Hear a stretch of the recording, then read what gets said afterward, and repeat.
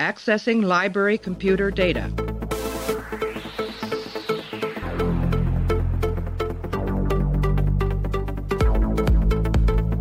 Out there are no saints. Just people. Hey everybody, welcome back to the show. Continuing our run through of Star Trek Deep Space Nine. Right now we're up to the episode called The Magnificent Ferengi. It's the 10th episode of the 6th season. Aired on January 1st, the new year of 1998. Written by Ira Steven Behr and Hans Beimler. Directed by Chip Chalmers. In this episode, when Quark's mother Ishka is captured by the Dominion, Quark, Rom, and Nog lead a team of Ferengi into a meeting on Empok Nor with Kevin as their payment. We're joined by Clay, as always. How are you? Good. There's a line in this episode that I feel really summed up most of it for me, which is when Quark turns to Rom and says, "We're wasting our time here, Rom." You didn't like this one? It was fine, I guess. Yeah. I don't know. It was kind of boring. The killing the Vorta guy was a nice twist, but then it just got weird afterwards, which I appreciate. You know, I'm always appreciate a little bit of reanimation via what is it? I guess the desecration of a corpse. I guess I always appreciate in like an upbeat, kind of funny episode of Star Trek. So yeah, just like a little biological manipulation of your neurons, which are not quite dead yet, apparently. Sure. Have you ever seen Magnificent Seven or Seven? I have. You have? I've never seen it. Is this? I was looking at the trivia, and they were saying the writers are saying that Magnificent Seven had no impact on their writing of this one, which I don't really understand why it's called the Magnificent Ferengi, if that's the case. Is this anything like the plot of Magnificent Seven? No, it's. I think it's only because they put together a group of guys at the beginning, because that's the Magnificent Seven and the Seven Samurai are about a group of in the Seven Samurai. It's a samurai that is hired by a small town that's being overrun by bandits. Mm-hmm. I might be blending them together. Anyway, the hero is hired by a town that's being overrun by bandits to help defend them against the next time the bandits are coming through. And then the hero that they hire puts together a team of 7 to go and defend the town. Yeah. And so it's just the only crossover there is that it's Quark putting together a team to go rescue his mom. Okay, easy enough. So, but like plot wise, no, there's nothing. Well, I guess don't go to an abandoned space station in no. Magnificent. The only other close thing is that there is one guy in the Magnificent Seven who's all about knives. Okay. So, I mean, I don't know if that's why they added that Eliminator guy in there. Have we seen him before? We have, but he's never been named. He was in an episode before, yes, in the background, I think. Was he a knife enthusiast in the other episodes? He was not. This is the first time that they've ever mentioned his love of knives. I would say maybe that's probably a callback to Magnificent Seven, but aside from that, it's not like they were just doing the Magnificent Seven with dumbasses. Let's take a break. We're going to play an audio clip. Me and Clay are going to come back, and we're going to break down the Magnificent Ferengi. So, how do you plan on rescuing Moogie? You mean, how do we plan on rescuing Moogie? I don't recall you saying the Negus wanted me to go along. Maybe he doesn't, but I do. Besides, Ishka's your mother too. And I love her, but I can't go with you. I'm a married man. I have responsibilities, and my responsibilities don't want me to die. I don't want to die either, so let's just concentrate on the reward the Negus is offering. Reward? 50 bars of gold-pressed latinum. 50 bars? So this one, Clay, this one's usually regarded as the best Ferengi episode out of all the Ferengi episodes. Okay.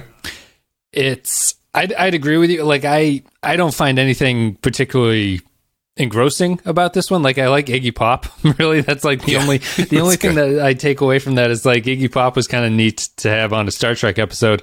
But outside of that, I just like, I don't know. Like it's fine. I don't think there's anything really wrong with it. It continues. We're probably just going to retread a lot of like Ferengi arguments about this one at this point, but I guess the greatest thing that I think about this one, and the reason that maybe it separates DS9 from the other Star Treks a little bit, is that they did manage to, in both like the Vorta representation and the Ferengi representation, This show did a pretty good job of giving those characters within the same species different characterizations between characters. Like they put together a team of 7 or 6 Ferengi, however many Ferengi there are. There's the mother too. So however many Ferengi they are, and they're all pretty different Ferengi from each other.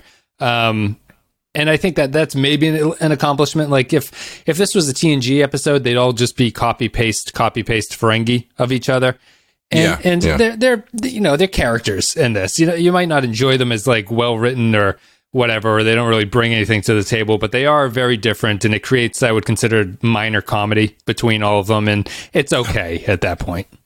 Yeah, I thought it was nice. It was fun seeing them all in the same place, and you get all those different guys doing different stuff. It was just, I don't know.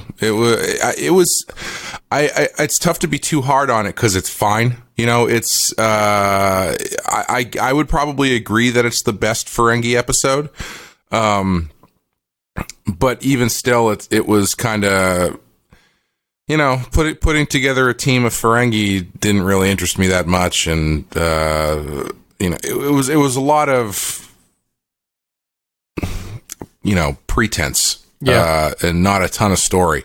I like the idea of I like the idea, like the concept of it seems pretty good to me. Like the Ferengi have to do a commando mission to rescue somebody, but they realize that they're not good at being commandos, so they decide to embrace their Ferengi nature, which is the wheeling and dealing thing. I feel like the wheeling and dealing aspect is not nearly interesting enough in this. Like it's not really some like incredibly layered executed plot that they're pulling off here with the Vorta.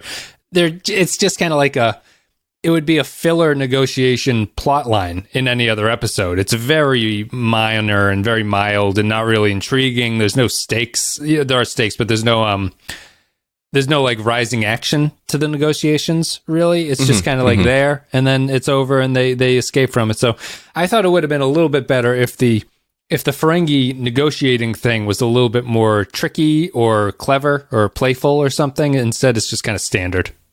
Yeah, they have one plan, which is to say that the dude, Kevin, gave gave Starfleet a bunch of info, and then Iggy Pop is just like, good point. I guess you win. You're right. There's no return volley at all. It's just yeah. And it's funny that he didn't have them. Iggy Pop didn't kill them all before he learned that information, right? Because up to that point when they break it, he's like, well, what's to stop me from just killing all of you? And it's like, well, why didn't he just kill all of them in the first place? Because he implies that he's going to kill Kevin or whatever his name is when they get him. So I don't know why they're very slow on the draw, why the Jem'Hadar don't just storm them from the start, but it's a minor point. Is that what that line was where he says Keevan's fate is already sealed, implying that they were going to kill him anyway? Yeah, and Kevin, when they're flying off on the shuttle to go there, is like, we're all dead anyway. None of this makes any difference. So it's strange that they don't kill them. Yeah, that's really weird. Yeah. But go ahead. Why do they have... I guess the whole concept was having me not roll my eyes, but just like wasn't really engaging me, because like, why does the Dominion have Moogie? It was originally supposed to be Zek, the Grand Nagus, and they could not get Walsh on, so they had to rewrite it to be Quark's mother. It would have worked better with Zek. Yeah, I mean, it makes sense that it's the mom, because that would send. I could see that sending Quark on a mission more than Grand Nagus, but still, it's like, how did they get her? Why do they have her? Why are they keeping her? Why do they care? Yeah, why does the Dominion care about this is kind of the big thing. Like, if it was the Nagus, I could maybe understand them seeing him as an important figure. They did rewrite this, like Quark's mother is basically the acting Grand Nagus, because she is now doing all the financial wheeling and dealing for the Nagus, because she's shown that she's better at it than he is. But it feels like such small potatoes for the Dominion that it's weird that they're doing any of this in the first place, like down to going to the abandoned space station, which is maybe the most... While I'm thankful they didn't do let's go to another barren cave set on some planet, like there's really no reason why they go to Empok Nor outside of we have this existing set, let's just use it in a different light. That's what I wrote in my notes. I wrote it's the same layout as Deep Space Nine. Yeah. So we don't need a new set. Right. Just empty all the people out and put some empty boxes around. Yeah. Yep. Yeah, it's just kind of that thing, and I don't even know if I guess we can play a little bit of armchair. I'm not really super interested in the episode itself. Like I think it's mostly fine. There's not really a lot that I wanted to talk about, but if you want to, I was curious what you thought about the armchair psychology of Ira Behr at this point. Where why do you think he keeps going back to the Ferengi? There was an interview I read that he did recently where they asked him what his greatest regret with DS9 was, and he said if he could do it all over again, he would not try to push Ferengi comedy as much as he did. Why do you think why do you think it was in his head to push this so much? They do multiple episodes a season with them. It's never had an episode where the mirror universe where you could say it started off really great and they're just trying to recapture the magic of that first episode and they're failing. Right. It's never really worked. And I can't think of anything outside of Pride and him wanting to sort of stick it to the TNG fans that he continues along the track with the Ferengi, but I don't know what you thought. Did he create the Ferengi? No, he didn't.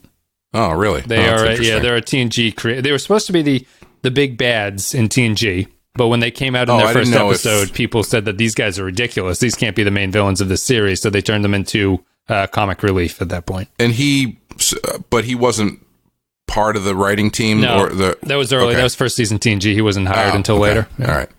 I don't know. My only guess is that he found something charming about them. I think if I had to, based on no knowledge of how the show was produced or what he's like as a person or how he deals with stress, if I had to maybe take a guess, I would say they are sort of a stress reliever episode to write because it allows the rest of the cast to take some time off and let everybody else sort of catch up a little bit. And writing a Ferengi episode is not that hard. I shouldn't say that. That's unfair. But it doesn't have the emotional weight and stakes that a 6-part Dominion arc does. Yeah. They're lightweight. Yeah. They also tend to be homages to old movies that he seems to like. He seems to like very classic cinema, and he uses the Ferengi as kind of like, he just inserts them into classic movie plots or classic movie ideas, at least, and then goes with it. So that would tie into a kind of easier writing situation where he's just like, I really like the Magnificent Seven. Let's have a Ferengi Ocean's 11 version of that and see where it goes. Yeah, if I had to guess, I would say he was just kind of tickled with them, because the performances, especially from like the someone who's behind the scenes, the performances are always pretty solid. And you get this episode, you've got Armin Shimmerman and Jeffrey Combs and the guy that played Raphael in the Ninja Turtles movie, like a bunch of like pretty solid character actors just chewing scenery. What's not, from a creative standpoint, what's not to love about that? Yeah, yeah. Iggy Pop, again, an excuse to have Iggy Pop on the show? What the hell? And he doesn't even have to wear a giant fish head. Would he be better as a Ferengi or is he better as the Vorta? I think he's a pretty good Vorta, I think. Like, he has a sort of weird cadence to his voice when he talks that it's sort of a droning, very Iggy Pop identifiable thing. But I think it's a hard role to tell if he does a good job acting here, but I would say that he does, not knowing him in any other acting situation. But he's pretty solid as like a sort of slimy little negotiator bureaucrat here. Yeah, I thought he was good. I actually thought he would be a really good either Vulcan or Romulan because his voice kind of has that Vulcan cadence to it. Yeah. I'd agree with Vulcan. He's probably a better Vulcan than a Romulan, I think. Yeah. Well, I was only thinking Romulan because that allows him a little bit of leeway to be a little more animated, loosey goosey. Yeah. But yeah, I thought he was good. I when I saw his name, I was like, well, this could go either way. But I've seen him in a couple other things, and he's actually a pretty solid actor. Wasn't he on The Adventures of Pete and Pete? Was he as like as a recurring character? I think so. Let me look it up real quick. Huh. No, yeah, I don't. While you're looking that up, I don't know. I think he's pretty. He's good. He's not distracting or anything here. Maybe Iggy Pop isn't like the most well-known of celebrities to be distracting or anything, but I think he does a pretty good job. Works reliably with the dialogue he's given. He plays off Sherman pretty well. He ultimately, It ultimately just comes down to the fact that the plot is not really particularly very interesting and no great shakes, and he's not given much to do outside of negotiate with these Ferengi at the end and then do the hostage trade-off and things. But I think that maybe the strength of it is the Ferengi chewing scenery between each other, because as you say, it's a lot of character actors just being sort of over the top with it. And yeah, I could have almost gone with more of the knife guy. Like I thought that the knife guy was a really interesting sort of turn, because he's, as Quark and Rom say, he's not a typical Ferengi. It's hard to know what he's getting out of it. But I was struck by the fact that like the Ferengi would be the perfect race to have a bunch of hitmen in it, because if they're all about profit, they wouldn't really be concerned about killing people at all. So it made like perfect sense to me that a Ferengi would be a great hitman, but they didn't really go anywhere with it. Yeah, because it is a good job that you can charge a lot of money for that no one else is probably going to want to do in the Ferengi society. Yeah, right. If all you care about is the money, it seems like it would be a great job for that kind of Ferengi to have. But they don't do anything with it. And as you say, if it's a callback to Magnificent Seven, it feels more like he was just inserted to make that connection there. Yeah, and Iggy Pop was on Pete and Pete. He was on 5 episodes of Pete and Pete. And, I just lost it. Steve Buscemi was actually on 3. No. How many episodes were there total? There was only 39 episodes of that show. It felt like it was on forever. Maybe they just played the same episodes over and over, I guess. I would have guessed 30. Only 39 episodes. Yeah, because I can only remember a handful of episodes, so I wouldn't have remembered that there were many. Maybe I'm getting my numbers all out of whack based on how many Star Trek episodes there were, but it was on from 92 to 96. It was on for 4 years. Okay. Which is a pretty solid run. Yeah, 10 episodes a season or something like that.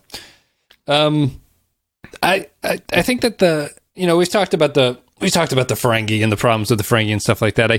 I think you're probably right about Behr. I wonder how much of it is pride that he's just like, God damn it, I'm going to get this to work eventually. Like there's something I must continue to hit forward with these guys, because he also has he has a little bit of a Fraggle Rock mentality, I think, too, because his TNG episode to like Captain's Holiday, which was kind of a like corny little adventure episode. And yeah. I think his natural inclination, I think, is towards that kind of lighthearted, goofy adventure writing. And I don't know if he's really in the vein of like the serious political allegory stuff that Star Trek does sometimes. Well, based on his beard color, I'm going to say probably he's a little bit more of a goofy guy. He's a little bit more liberal with his stances on things. Yeah, he seems like he could be an eccentric person. Yeah, I'd agree with that. And I'm surprised they do so many of them, so many Ferengi focused, because I don't feel that they touch on any other species to the extent that they touch on the Ferengi, in that every other species has its own episode dedicated to it. You know what I mean? Yeah, like they dedicate 2 episodes a season to the Ferengi as a society, and they don't really do that with any other race. They'll include characters and give them episodes, but it's not like Dax examines what it means to be a Trill for 2 episodes every single season. Yeah, that's a good point. I would chalk it up also to the fact that just the Ferengi characters are more or less part of the regular cast, but they don't really do much. Whereas, you've got Dax in every episode, pretty much. You've got Worf in pretty much every episode. You've got Kira in pretty much every episode. Not to mention they spend a ton of time on the Bajorans and the Klingons. Well, wouldn't you say that someone like Garak is a more equivalent to a lot of the Ferengi characters, where Garak is not a main cast member, but he's certainly present enough in a lot of the episodes where you know who he is. I feel like Garak is just a better written character, because Garak can do things with other characters in a way that the Ferengi characters don't. Garak brings something out of a character in a way that Zek does not bring something out of Sisko. Yeah. Yeah, no, I think I would agree, yeah. I think the Ferengi episodes are just kind of like, with Garak, he's a Cardassian, and the show is basically half about Cardassians for the most part, at least now. So they're not getting short shrift of anything. excuse me. So I would say, yeah, I think they keep going back to it because the characters of Quark and Rom and Nog and just the Ferengi in general tend to get short shrift. It's like, on Miami Vice, every season they had one episode that was just about Switek and Zito, and it was always a pain in the ass to get through. but it was like, well, let these guys do an episode. Yeah. Yeah. Because they're always in the background. They're always, doing heavy lifting background. Well, I don't know, heavy lifting is the word, but they're filling out the cast, but they're never getting any spotlight. So, Yeah, bring them out and give them a chance to shine and stuff like that. Yeah, send them back to 1940s Nevada and in a spaceship or something. But to the episode's or 1950s. Was Roswell 1950s? I can't remember. 54, something like that, probably. That would make sense after post World War II. I thought this was an appropriate scoped episode. 47. Oh, really? That's when Roswell happened. Earlier than I thought. Yeah. Okay. Sorry. I guess. Yeah. Now I'm thinking about the Little Green Men episode with the Ferengi. But yeah, I think that I think this episode has like the right scope for the Ferengi thing. It comes back to whether or not I thought the concept worked for a Ferengi episode where they realize they can't be commandos. I thought the best joke in the whole thing was when they're doing the training on the holosuite to try to capture Ishka back from the Jem'Hadar. The last Ferengi just shoots Ishka at the end. I thought that was a pretty good joke that kind of, sums up their whole experience as being commandos and stuff. But outside of that, I think that the smaller scope helps them because I have a hard time taking them seriously as a culture in a bigger scheme of things. But I don't know. I wonder if being a Magnificent Seven fan would have changed anything about this for me. It obviously didn't change anything for you, but I have no point of reference whatsoever. No, it was just, I think it's just a passing reference. I wouldn't be surprised if he wrote the episode and then was like, oh yeah, well, that's kind of like that, and then just named it. Yeah. Like I don't think it generated as being what if we do. Well, maybe it was. I don't know. Maybe it was on a note card of ideas with what if we do the Magnificent Seven, but with the Ferengi. What I only have like one other thing really to talk about here, but what did you think of bringing back Kevin? I wasn't expecting it because the first thing I thought was they were going to give them Dukat because he was the only person I remembered as being captured, and I was like, Jesus Christ, that's a high priority target that the Ferengi are just being given. When they cut to Kira and Cisco, and they're like, yeah, no problem, you can do this. Kira set the whole thing up. I was like, what? They're just going to give them Dukat to give back? Yeah, I completely forgot about Kevin. Before we move on, the other good joke I think was Avery Brooks plays when Quark and Rom break into his apartment through the Jeffries tube thing. Avery Brooks plays that moment pretty well too. I think that's pretty funny. Yeah, he had to close all the tabs on his browser real quick when they came through. I like to just think that he's just sitting there staring into the void. Like they come in and he's just kind of like, hello, how are you? Please leave. Yeah. Yeah, I was trying to figure out like what is he doing? He's just sitting there doing, and then they leave, and it's not like he gets back to business. He just turns his head and just continues staring at the wall.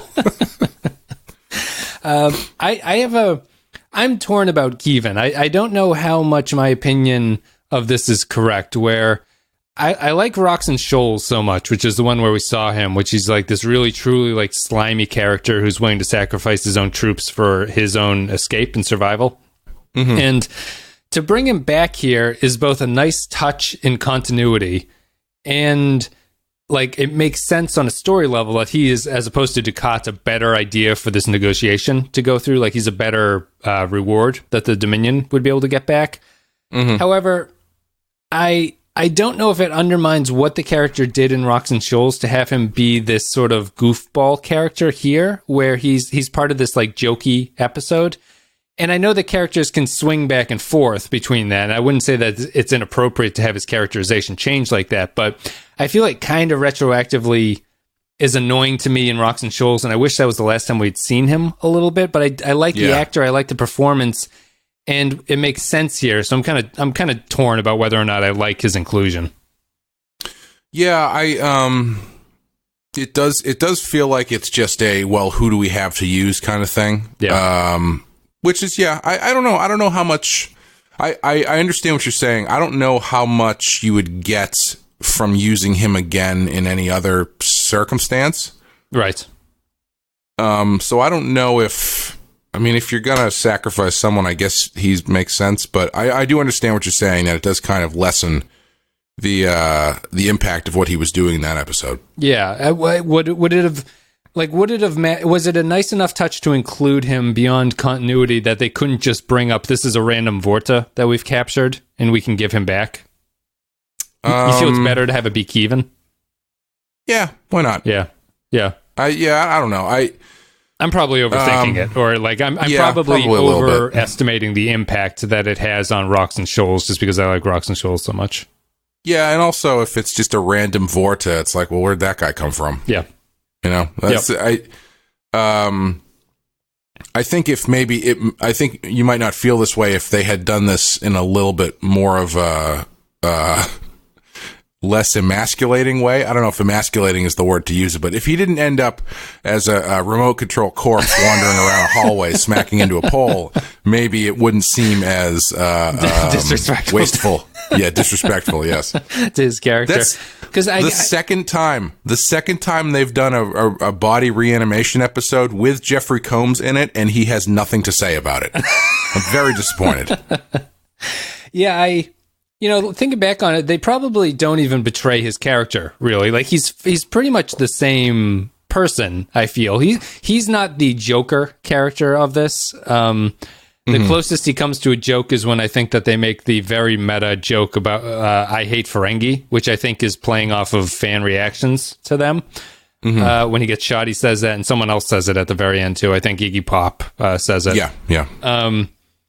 It would be great if the next episode started with... We just got reports that the Dominion have destroyed Ferengi. There's no more tropical rainstorms to go through. They're very petty, the Dominion, with dealing with the Ferengi. Yeah, I mean, Kevin outside of that is fine. I think they do. I think that. I guess I'm overestimating his impact on it. I don't feel that maybe people would particularly care. I don't think that they betrayed the character. I don't know if he's an important enough character where you can say that he was really betrayed in any sense of the word, but I like his original appearance. It works fine here, but it's kind of forgettable at the same time. I do like that he dies, so that's a nice touch. Yeah, I was kind of zoning out for most of the episode until they shot him, and I was like, ooh, I wasn't expecting that to happen. Yeah, almost should have happened earlier, right? That feels like something they should have had to deal with for longer than they did, where they were falsely leading the Dominion to believe that they still had information that was useful to them. Yeah. Because the only thing that's really conflict-riddled with them is that the Jem'Hadar have all their guns drawn on the door and can come in. But it would have been nice to add a little bit of, oh shit, we're also lying about what we have to give them, and how are we going to get out of this? I think doing that a little bit earlier might have added something to the drama, if you will. Yeah, I think so too. It's tough though, because I think at that point they needed a story turn, and I'm not sure what else you would do if you killed him. I mean, maybe it would send the story down a different path. I don't know, killing him earlier. But it felt like at that point in the story they needed to throw another wrench in the mix. So it makes sense that they did it there, but yeah, I agree. I think I think if they had done it earlier, it would have added some more tension to what was going on. And the fact that the only thing that he's lying about, Quark is lying about, is that he gave them information. Yep. If they get there and it's like, well, technically he's dead. Right. It adds a little bit more.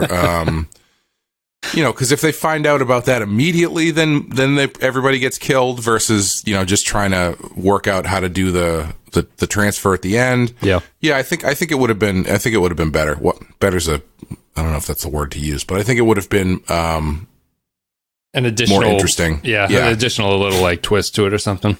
Do you have anything else you want to say about this one before we give final thoughts? No, it's pretty silly, but it's kind of delightfully messed up, which I always appreciate. Yeah. It was fine. Let's take a break. We're going to play an audio clip.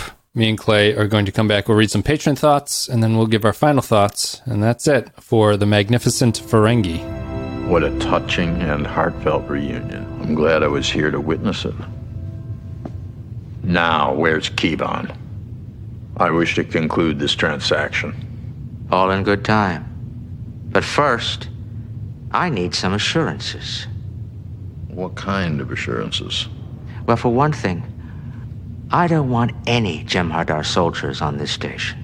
That would leave me in a very vulnerable position. 1 Vorta against 6 Ferengi.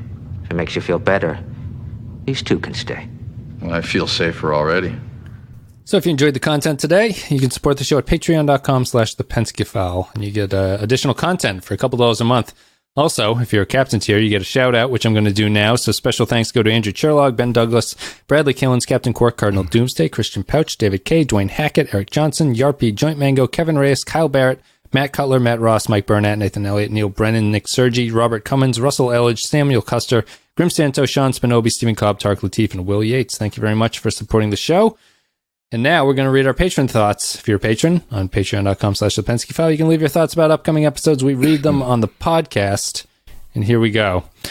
Magnificent Ferengi, Poindexter G. The best Ferengi episode. I'm not really sure how they make this work. Quark forming a team to rescue Moogie is just bizarre.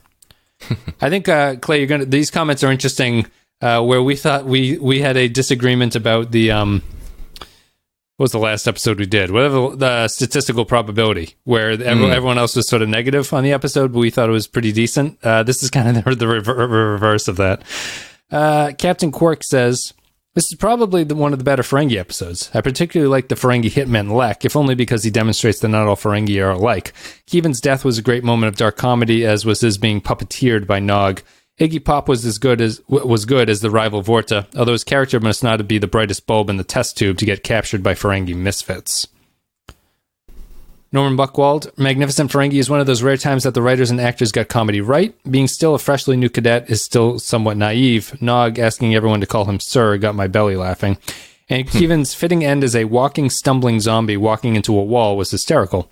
Iggy Pop made a fantastic, memorable Vorta. Either he was a quick study or he was a fan and regularly watched the show as he got up to the characteristics of the Vorta down quickly.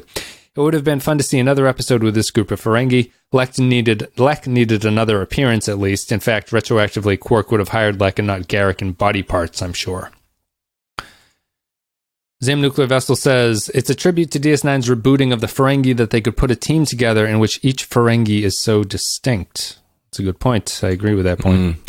Yeah, that's why I think they probably had a good time doing this one, because it is kind of like they, like I said, they got everybody together, and they have created 5 or how many, 6 fairly distinct personalities inside of the Ferengi, which if you think about it, is actually kind of rare compared to the other races. Yeah, it is. All the yeah. Klingons seem to kind of do the same thing. All the Vulcans kind of seem to do the same thing. Or the Cardassians have an example of it's like 3 different ones. You have like Garrick, Damar, and then Ducats, but everyone else is just kind of a generic Cardassian. Yeah, all the giant fish head guys do the same thing. Yep. Yeah, I'd agree with that. Stephen Cobb says, to anyone hating on this episode, I challenge you to a fight. I'm a street-walking cheetah with a heart full of napalm. You could say I'm the runaway son of a nuclear A-bomb. And yes, this episode is kind of cheesy, but it's fun. Every bit is packed with fantastic humor. It doesn't have to be highbrow to be entertaining. The scenery is thoroughly chewed with sharp little Ferengi teeth, and I love it. And while some may choose to search and destroy parts of this episode, I have no time to apologize for it. Well done. Says, when I was in college, I went to art school, so, papers weren't really an interesting thing to spend my time on. I made it a point to work in as many consecutive song lyrics into papers that I could. I once worked the entire first verse of what the hell is that Asia song? Heat of the Moment? Heat of the Moment, yes. I worked the entire first verse of Heat of the Moment into a paper once. Teacher's like, are you hitting on me? Matthew Ross says, an homage to the Magnificent 7-1. The best scene for me is accidentally falling into the Sisko's office. The calm annoyance of Sisko is well played. The Vorta are best shown in their duplicitous light. Too bad Iggy Pop couldn't be seen more regularly. The running back and forth was silly. However, the acting for this comedic episode actually is less madcap than in other Ferengi episodes. It has enough serious components to make it well-rounded. Keevan's final words, I think, echo most people's feelings about the Ferengi, but this episode hits all the right notes. The Frankenstein component was played well, just comedic enough, which is the best summary of this story. I also, I don't get into many Twitter arguments, but my high point of Twitter arguing, I got into an argument with someone because I just casually mentioned that I thought Foreigner was the best band ever. Yeah. You know, half seriously, maybe like a third seriously. Yeah. And this person wrote back, have you listened to Arcade Fire? They are the best band. And I was like, what the fuck? Like out of nowhere. It was just someone was like, have you listened to Arcade Fire's first album? And I was like, no, but I've listened to 4 by Foreigner. And I basically, he kept throwing stuff back at me and I was only answering him in Foreigner lyrics and he got very confused and very frustrated. I always like when someone doesn't just be an annoying asshole and is like, it's very difficult to say that this is the best band ever. Like they have a specific answer for why your point is wrong in the first place. And it's even better when it's one where you kind of expected it. Yeah. You know, like someone to come out of the woodwork on Twitter and say that Arcade Fire is specifically to be like, excuse me, Arcade Fire is better than Foreigner. It's like, fucking. There was a funny Twitter. This is why this platform needs to be shut down. There was a funny, weird Twitter thing that kind of like made me thinking where someone had posted a picture of the women's soccer team.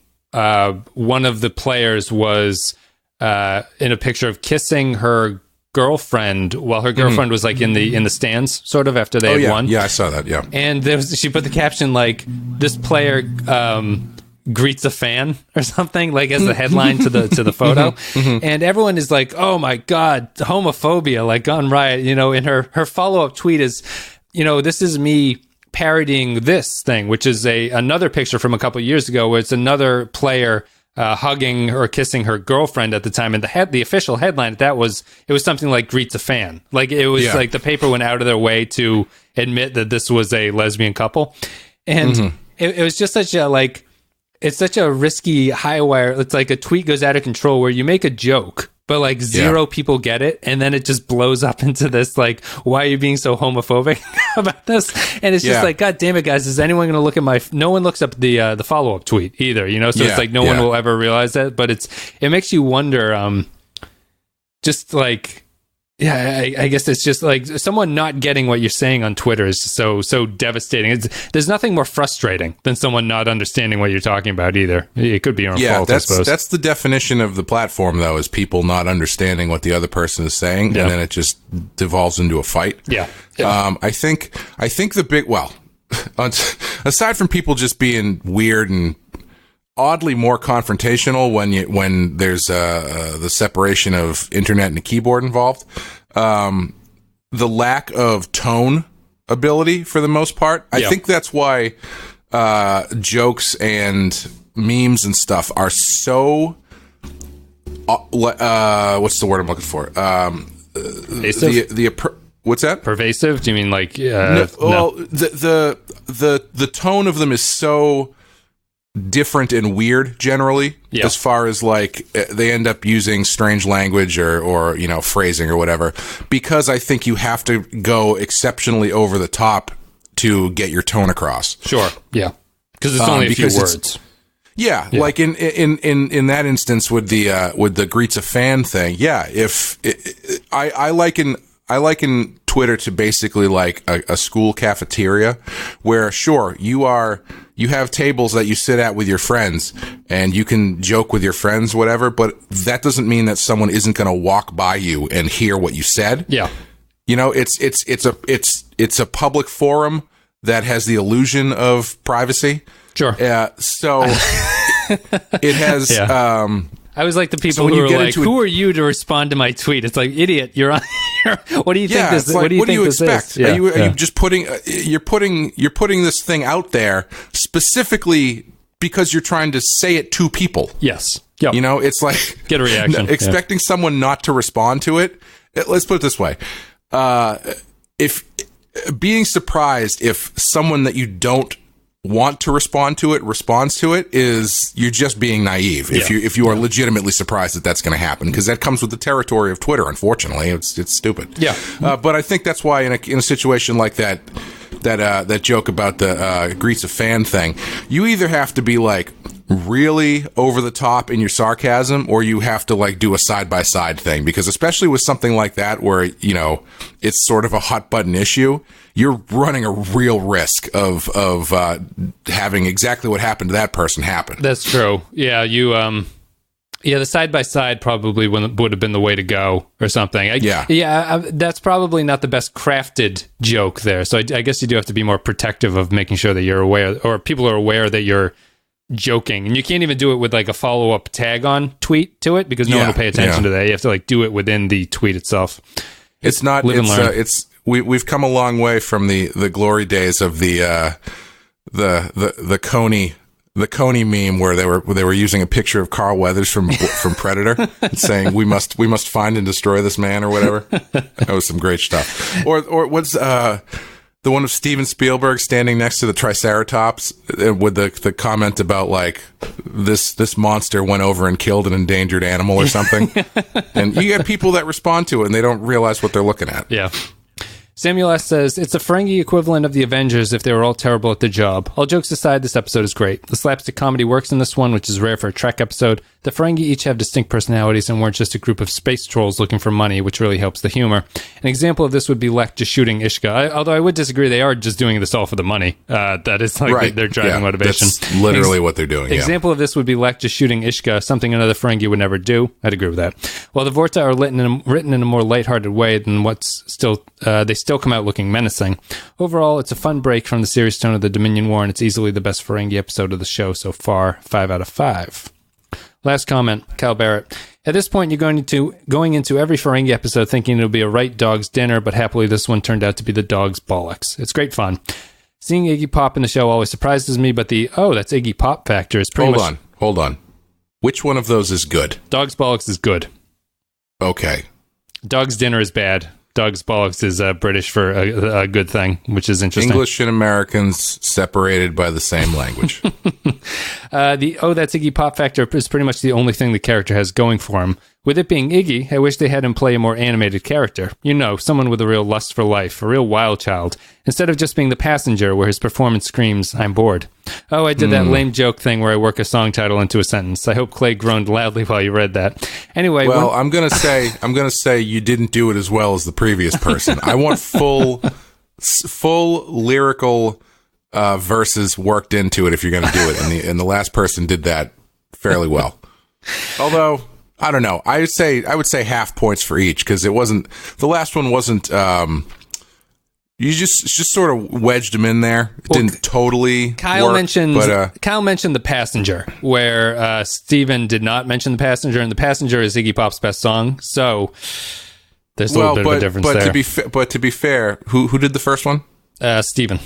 Steven did go back and use Stooges lyrics, so yes, gets a big plus for that one. Anyway, one of the best Ferengi episodes, topped maybe by only profit motive from season 3. I'm sure I'm alone on that particular island. They're probably the similar for me. It's tough to say. This is maybe I'd just go with the consensus and say this is the best Ferengi episode, but it's very hard to say.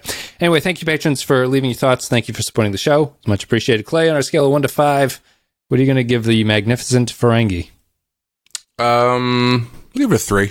Yeah, 3 for me as well. Yeah, definitely. We've said this before about episodes. I'd say this is definitionally a 3. Like this is just a 3. It's sometimes it's easier to see what a 3 is than a 2 or a 4. I think I've said that before, but you just know a 3 when you see it.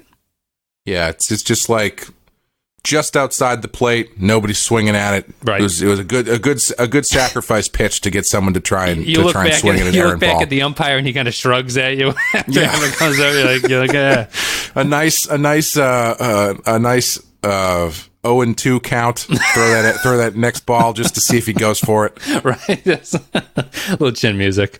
3s for both me and Clay. So thank you very much, guys, for supporting the show. And you can check out all the social media links all down below. And we will be back next couple days with, what is it, after this, Waltz, right? So, Clay, do you have anything you want to say before we head out? Just got a Kickstarter coming at the end of the month for my World War I Vikings comic called Bloody Hell, which is going to be fun. I've wondered if it's going to. I don't know how it works as far as using cultural slang swears as titles, because like you know when Austin Powers 2, The Spy Who Shagged Me came out, like nobody cared that was the title in America, but in England it was kind of a big deal. Yeah, I'm wondering if I'll get any blowback for using the bloody hell phrasing as the title of my book. Is it like if there was just a book on the shelves in England that just said "fuck" on the title? Well, it's the Supreme Court made that decision. You can say that at this point. Oh, awesome. Great. I'm happy about that. But I actually just shot my Kickstarter video. It does feature the axe, even though I can't use it in the way that I wanted to use it. I'm going to have to find a subversive way to get someone to pay me for an axe with a drawing on it. Cool. Guys, check it out. And we'll be back in a couple days with Waltz. See ya.